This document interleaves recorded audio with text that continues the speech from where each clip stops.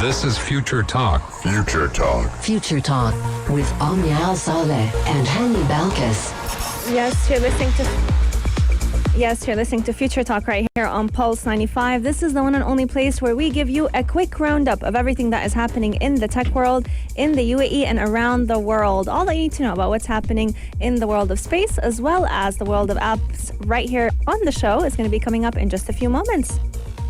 So today we have lots to share with you about what's happening in the tech world when it comes to the UAE, because very soon this week on the 26th of May, we're going to be witnessing a supermoon in the skies of the UAE. Yes, indeed. We're really excited to see what the supermoon has for us right here in the UAE. And also, we're going to be talking about Microsoft to unplug Internet Explorer as it does seek edge in the browser war. Now, for the longest time, we did have speculation, and Microsoft did tell us that they would be ending the era of the Internet Explorer. Yes, indeed. Coming up in the world of apps, lots is happening as well. We're going to be talking about Twitter and how Twitter verification is actually back. And we will give you a quick guide on how you can get that blue check if you've always been wanting one. Yes, and in our Tech This Out segment, researchers have developed a sustainable fabric that can cool off and even warm up the wearer, depending on which side is worn facing out. Yes, indeed. Lots and lots is in store right here on the show, so keep Pulse 95 locked and we'll be right back. Daily digital news. Bits and bytes connect our world. We're talking about a UAE supermoon that looks like a flower. It's going to be a total lunar eclipse in about 3 days. So we're talking about May 26th. Now, the first lunar eclipse of the year is special as the moon is going to be closest to the Earth's surface.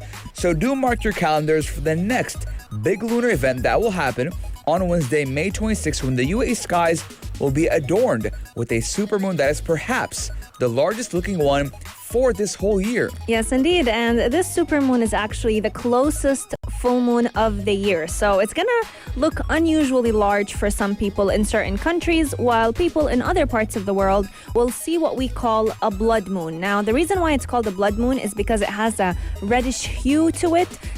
And this is all because of the sunlight that's actually filtering through the Earth's atmosphere and reflecting on the moon's surface. Now, May's full moon is also known as the flower moon, and that's because it's named after the wildflowers that tend to bloom in the northern hemisphere of the world. It's also one of only 2 supermoons in 2021, which tend to take place when the moon is near the closest point to Earth. Yes, now only the US, Australia, South America, and Eastern Asia will experience the total lunar eclipse.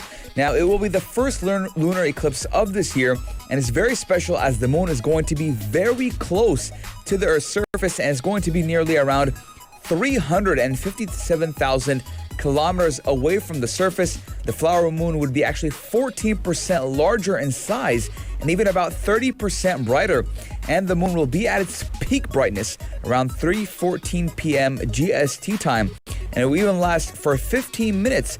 But stargazers in the Arab world can't witness this remarkable event as the moon is even below the horizon at this time. Yes, indeed. And it's always a fun time whenever we're talking about certain space phenomena, whenever we can witness them right here on Earth. Now, for those of you who are wondering, you can actually go ahead and witness it, just like you mentioned, Hani, at 3:14 p.m. on the 26th of May.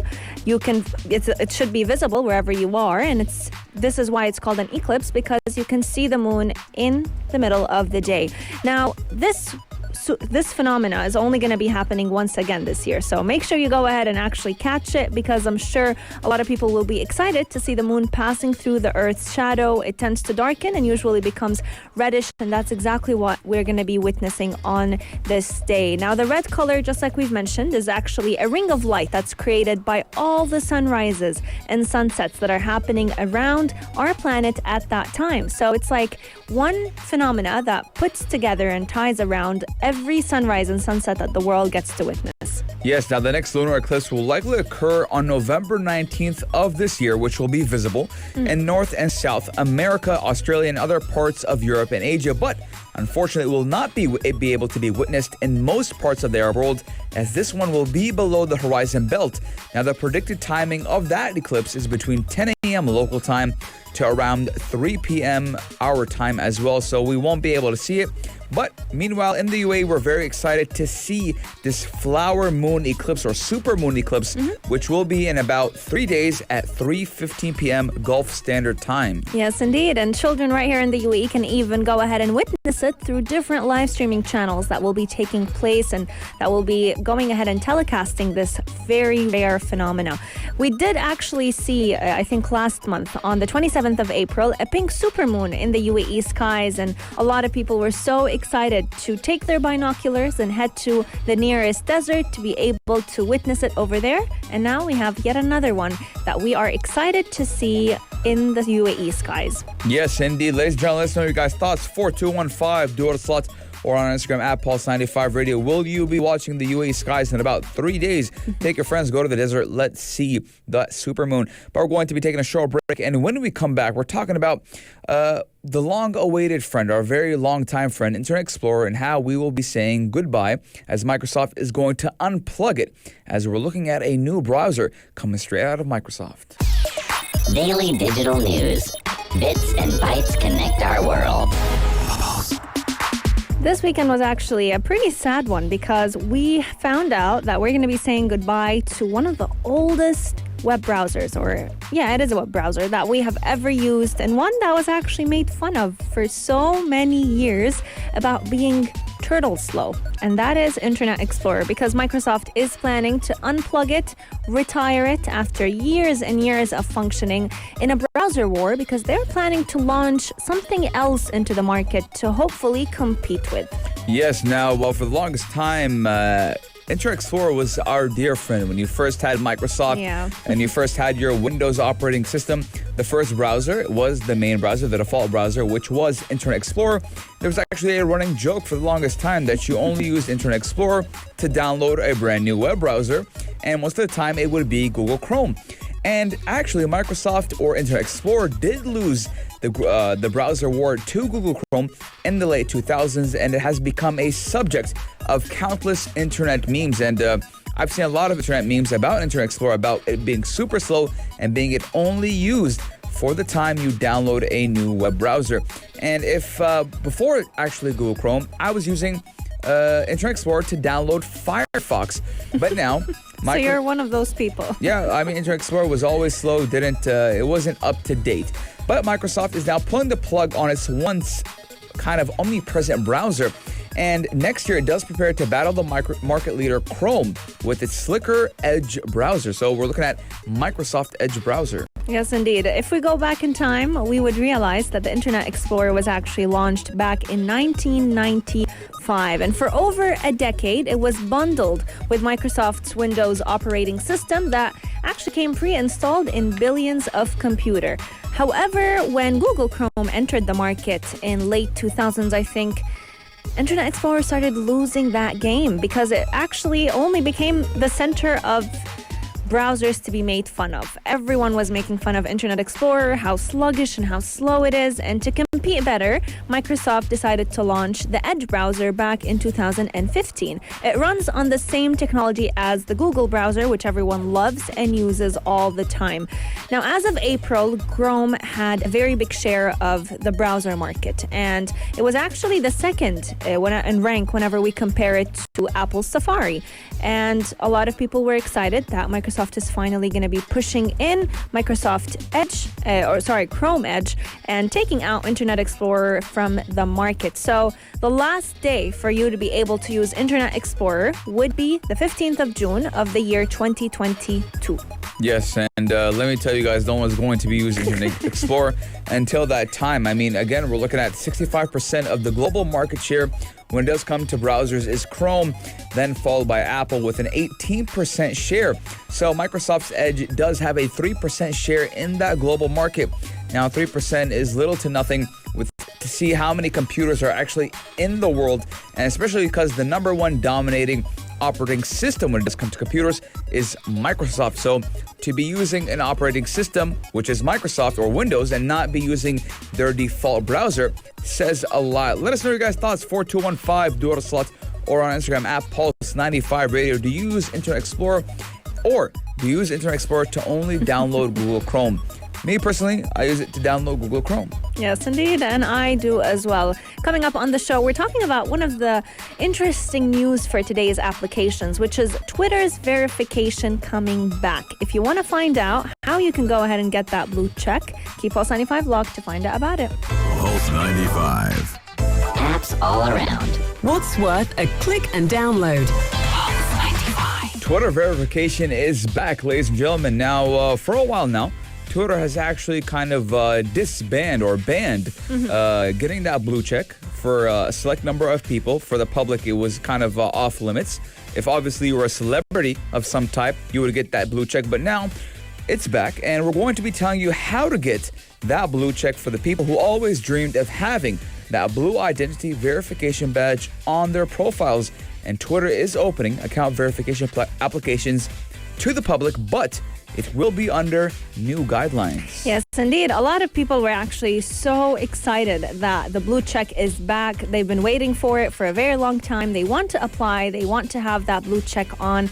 But I don't really like the verification part of Twitter because I feel like it gives people the authority to feel like whatever they're saying is 100% true when sometimes it just isn't. But Twitter is definitely relaunching this program with new guidelines to make sure that anyone applying for that blue badge is worth of getting it. They've also been saying that there are going to be a lot of changes to the profiles and labels for who gets that blue check automatically and who doesn't. To be eligible for that blue check, you need to have an account of public interest that falls under one of 6 different categories, as well as have an authentic and notable and active account. So the 6 categories that we're looking at who are eligible for that Twitter blue check is if you're part of the government, so if you're a government official, if you're a company, a brand, or an organization, if you're a journalist or a news organization, if you have something included in entertainment,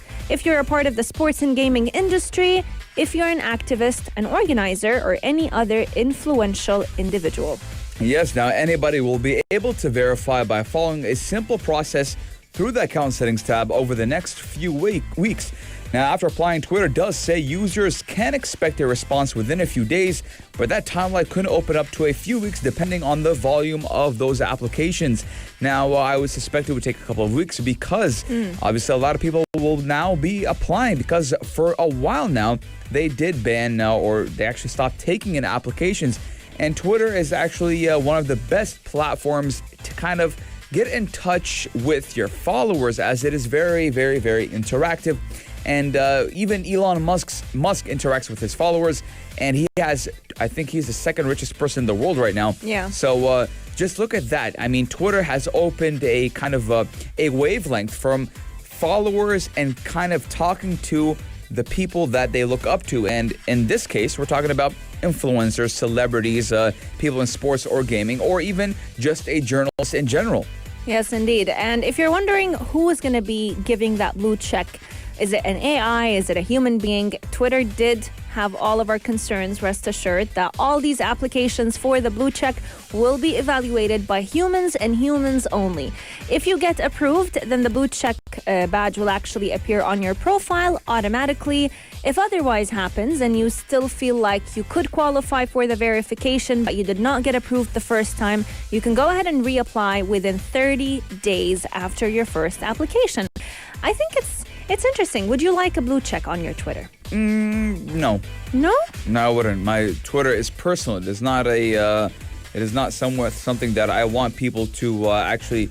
I'm not a source of information. I'm not a celebrity. I'm not an influencer. There is no reason for me to have a blue check. But you are a journalist. You would qualify. I would qualify for one, but I don't tweet anything that is related to journalism or to news. True. It's kind of like my personal. It's my personal platform. Thoughts. Yeah. Now, back in 2009, Twitter actually tried to launch the verification program and it failed because There were a lot of risks accompanied with relaunching this program. They had the issues of impersonation. A lot of people were creating accounts saying that they're someone, but they're really someone else. And the new verification policy was then reintroduced in the month of January of this year with 6 different categories that we've just mentioned for who is eligible for this blue check mark. It's very valuable to a lot of people. As per the January 2021 rules, accounts must have a verified email address or a phone number, a profile image, and a display name for you to be eligible for that blue check. Reports did also indicate that Twitter is planning to add more categories to those accounts who do get a chance to get the blue check. So if you're not one of the 6 categories that we've mentioned, no worries, because later this year, they're hoping to include scientists, academics, and religious leaders, which I think is just phenomenal, especially when we're talking about scientists and researchers. I think it would help people start learning more about the world of science and the world of tech if they do get that blue check. And now, again, we do look at Twitter as a whole trying to kind of have something attractive to its followers. Once again, Twitter has been trying a lot. We've been talking about on the show for the past couple of months now how Twitter is trying to expand its platform to all users. And it really doesn't matter what you're doing right now. I mean, we were talking about the tip jar a couple of weeks ago. Yeah. And I've already had that feature, and I went to a couple of profiles and I've seen it. And it's kind of dumb. I'll tell you that because literally it's just a button that tells you, hey, if you want, you can go and give them on PayPal, right? You can tip them for saying something cool. Not even that. Literally, all it does is just link you to the person's PayPal. So like a window will come up. So if I put a link in my bio to my PayPal, it's literally the same thing. It's just now you just have a button now for it. So I don't know what Twitter is trying to do again. I mean, it could be. I mean, again, Twitter is not making any money out of this. The tip jar. It is going directly to that person's PayPal. So I don't know why Twitter would want to kind of opt for something like this. They're trying to monetize the platform, but I just don't like how they're doing it. You can't monetize the platform if you're not making money off of it. Twitter's making nothing off of it. So literally only the creators are making money, which is great. But again, I don't think anyone's just going to tip people using Twitter. That's just my idea. Maybe they researched about it. Obviously, these people are smarter than me, right? They are making, they're creating and the creators of Twitter. Yeah. So let us know your guys' thoughts. I mean, for me, tip jars are kind of dumb. I agree with you on that one. I do like that they're relaunching the Twitter verification process. Hopefully, it's going to be more objective. It will probably be abused. I hope not, especially because they're also going to be adding an About tab button. I love this button because now when people are verified, they get a chance to explain what makes them qualified to be verified. But at the end of the day, just having that blue check doesn't mean that this person, has a doctorate in whatever it is that they're saying. But again, I mean, we're looking at Twitter going to be clarifying to these people that, hey, just because this person has a check, and this is where they are copying from Instagram. So if I, Hani, on Instagram have a blue check, it will state what I'm doing. Am I a journalist? Am I a gamer? Am I in sports? Am I a religious leader? Am I this, and that? And we will be seeing something like this on Twitter. For example, U.S. President Joe Biden, next to his name, is U.S. official government account. So we will be saying, for example, sports account, gaming account. We're going to be seeing something like this. So people don't just accept whatever this person is saying just because they're verified. For example, if I have a sports account right in my name and I'm talking about space, well, what gives me authorization to be talking about space when I have something called a sports account? Right? Exactly. You don't give a math teacher to talk about biology. You're totally right about this one. Let us know your thoughts and if you would like that blue check on your Twitter account. Coming up on the show, we're talking about researchers creating one of the best inventions that could come in handy if you're living right here in the UAE. A T-shirt that can warm you up or cool you down based on what weather you are in. Check this out.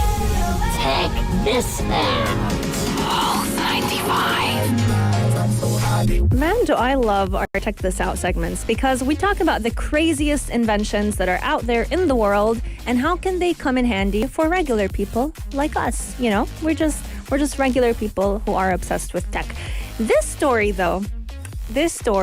is for everyone living in the UAE heat because the weather is getting really hot. The temperatures are like I don't know, I think it's 45 degrees today, and we could all use some cool air. But what if you can wear a shirt that can cool you down without having any form of AC? The fabric itself can cool you down, but it can also warm you up if you're feeling cold. Yes, now a team of Chinese researchers may be actually able to help. They have developed a fabric which is actually dubbed as Janus, and that can both cool the wearer down and even warm you up. Now, the t-shirt was created by laying polymer and cotton fibers with materials that actually do absorb or even reflect solar energy. Now, if you're on the warm side, the material is covered in zinc and copper nanoparticles, which do actually absorb solar energy to provide you what? Obviously heat. Now, on the cool side, the fabric is covered with a very, very thin layer of aluminum that does reflect that solar energy to cool the wearer down, and the layer is also porous, which does allow body heat to escape. Now, when you wear that t-shirt one way, it will able to keep you actually 11 degrees cooler than a compared plain white cotton t-shirt. So, for example, let's go for the weather today. Yeah. When I checked it, it was 42. Right? And if you're outside, obviously you're going to feel 42. If you wear it, 42 minus 11 is actually 31. So you'll be feeling as if it's 31 outside. How amazing is that? But if you flip it, it will keep you 14 degrees warmer than a plain black cotton t-shirt. So we do know black cotton t-shirts actually absorb the heat. So 42 plus 14 will be 56. Whoa. Now, we've all done it, dressed for one weather only to find that the weather is changing in the afternoon. Or if you're living right here in the UAE, you go into a building and it's freezing cold. If you want to know anything about our Pulse 95 studios, they are always cold. So we always struggle with this. We're hot outside and then we're freezing cold inside. And this is exactly why a t-shirt like this would come in very handy, because if you feel cold, all you have to do is just flip your t-shirt and wear it on the opposite side, and then bam, you're 11 degrees warmer than you once were. On top of all of this, researchers are actually looking to also embed a thermoelectric generator inside the fabric. So with this, they can even create power from your shirt itself. Yeah, Hopefully, possibly in the future, you may be even able to charge your phone through your shirt. I mean, we've actually talked about charging your phone through Yes. your shirt before, and why not now? It looks pretty cool. I would wear it during the winter, obviously. I don't want to wear it during the heat. Actually, It'll cool you down. I would Yeah. wear it during the heat. So I would it's- wear it both ways. I Yeah. mean, it's a two-way street. 4215, do it slots or on Instagram at Pulse95 Radio. Would you wear this t-shirt? It'd probably be expensive, but who knows? Let's know your guys' thoughts. We're taking a short break, but when we come back, we're talking all about Snapchat and its new AR glasses. Pulse 95. Apps all around. What's worth a click and download?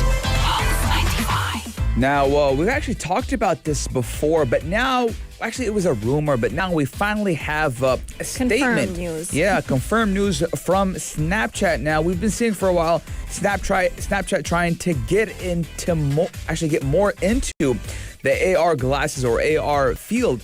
Now, for those who don't know, Snapchat actually paved the way for AR being used on our phones with those interactive filters on Snapchat. Snapchat was the OG, it made a lot of things, what we have today, a lot easier.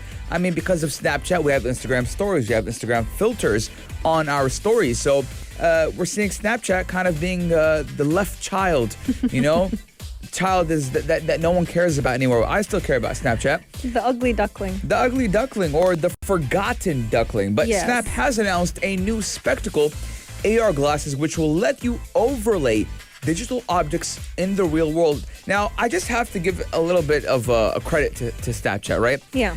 They were the first to actually have the Snap spectacles, which would give you first-person POV, right? But So, they were weird. They were weird, but they were They make nice. you stand out. I mean, regardless of how you looked in real life, yeah, regardless of how you looked, it gave you a very, very, very interesting perspective for the person who was going to view those snaps on Snapchat. Absolutely. And a lot of people were actually getting them, trying them out. Yet the only thing that I think pushed people away from it, including myself, is how weird they made you look. They were bulky, they would bulge out, and it was a weird look. But they definitely did pave the way for augmented reality. And this is exactly why they are releasing a new version of those spectacles smart glasses. So these glasses will allow you to basically overlay digital aspects in the real world. They come with 2 cameras, 4 microphones, a touchpad, and buttons for control. So you can actually give audio commands to your device by saying, "Hey Snapchat, let me take a video of this. Hey Snapchat, start taking a picture of that." And the new spectacles are actually equipped with about 30 minutes of battery life, which is a lot more than what they once had in their previous spectacles version. Yeah, I mean, I'm really excited to see what Snapchat has in store for us. Now, the company did also announce a flurry of new augmented reality e-commerce features and does actually have a new feature for social media creators. Now, Snap is among a flurry of 10 companies who are working on smart glasses, along with Apple and none other than Facebook. Now, we were actually speculating Apple to come out first with these AR glasses, but Snapchat beat us to it. I mean, I'm really excited to see what Snap has in store. They look pretty cool, right? I mean, I wouldn't wear them, but they look pretty cool. I think with their e-commerce features that they've also been trying to launch, the Spotlight feature, they will come in handy. They might actually help them leverage their competition with TikTok, because they're launching a similar TikTok feed. But if you can actually post videos from every person's point of view on Spotlight by using the spectacles, who knows? No one can compete with TikTok. No one can compete. I know, but no one. You never know. Instagram, not Instagram, Facebook, won Snapchat with stories. Yeah, but I mean, again, Snapchat was not as established as it was. Right, Instagram was already the go-to platform for photographers, for influencers, and for anyone. Yeah. And the thing is, what Snapchat made a mistake is that they didn't prioritize celebrities. Oh, right? yes. Instagram prioritized celebrities, so it was like, why should I go on Snapchat and be a no one when I can go on Instagram and be a someone? Yeah, and that's actually what they do every single time. So even when they released Reels, they were paying influencers to try them out and post videos with them. Yeah, so I mean, TikTok is already very well established, and if Instagram, Facebook, Twitter, Snapchat all formed into one company, they still couldn't take on TikTok.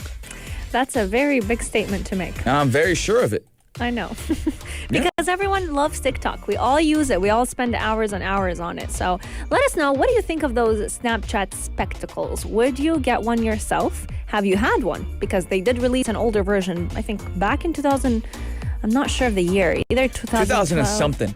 15 maybe, I'm not sure, but I know I had a friend who had them. Yeah, me too. I had 2 of my friends who they would wear used them them once. endlessly. No way, just once? Yeah, I mean, he used They were it. expensive, I think. Like, I think you could only buy it from the Apple Store, believe it or not. Yeah, true. And they do sometimes actually collaborate with Apple and Android and Samsung. Fun fact, too. all these competitors actually collaborate with each other, and we actually buy them all. You know why? Because work smart. They actually help each other, believe it or not. Samsung helps Apple with their screens, and a lot more to come. But ladies and gentlemen, let's know your guys' thoughts. 4215, do a slot, or on Instagram at Pulse95 Radio. Would you buy these spectacles? Yes or no? But this does conclude Feature Talk for today, ladies and gentlemen. We got Afternoon Karak coming in a bit from 4 to 5 p.m. at the Sharjah Children's Festival. Yes, indeed. Sharjah Children Reading Festival has been a blast for all kids and even adults to get to enjoy some books. So if you want to find out about what's happening at the Sharjah Expo Center, tune in to their show 4 to 5 p.m. and you can even head there yourself. We'll see you tomorrow. Same time, same place. Only here on Pulse 95. If you liked this episode of Future Talk, drop a like and subscribe. Pulse 95. Be sure to follow us on Instagram for all our daily updates and top stories.